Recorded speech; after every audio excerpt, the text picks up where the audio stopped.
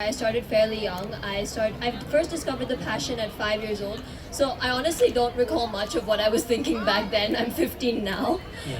But I think because I was a child who was really left to myself. I'm an only child. I don't have siblings. So my imagination was really just my best friend when I was younger.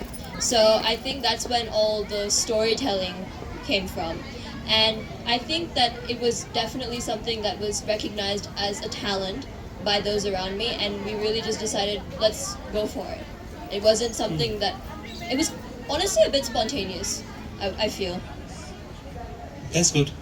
Kashvi, to you, what was your first piece of writing about, or you can tell how did it feel to create your first poem? So I do started as a young author. So I believe the very first poem I wrote was in grade three. I remember this very particular incident. So it was Women's Day, and I had penned down a poem for my mother, who's sitting right there, and she and the moment I showed it to her, I was encouraged so much, and I was profoundly motivated by it.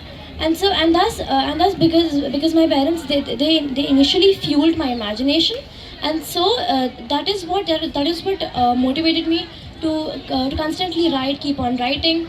And then I finally published my debut book, The Curled Verses, which is a compilation of all the poems I'd written. Very good. So, Kyansh, I know when we started our journey together, so I used to really force you a lot to read, and then you started reading and you became an avid reader. When was the first time that came to your mind, ki, I also want to write a story? When was that? When did that happen to you? That happened when my father used to force me to write. So you were forced. I did not like writing back Yes, then. you did not like writing. So, but my father forced me, and I started penning down my thoughts after that, and that is how I started my journey of writing. So the first piece you wrote was all random? Yeah. All random, whatever came to your mind. So there's a Yeah. very good activity, even with the parents who want their children to write. So there's a very small activity that you can do with your children. You give them a piece of paper and a pen and tell them to just sit for 30 seconds and think about nothing. Okay? And then you give them a stopwatch timer for 2 minutes and tell them to just write whatever comes to their mind. Don't stop. 2 minutes or 3 minutes, they have to continuously write.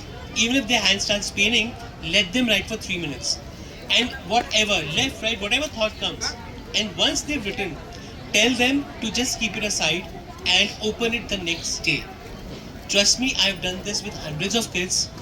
Surprise. It's a complete surprise. The kind of things they've written, the kind of thoughts they've come across, even a conversation which they heard mom and dad, talking, or even something going on in their mind, maybe related to a class test or something, that the way it is written, it's all random, and actually it can be turned into a poem also.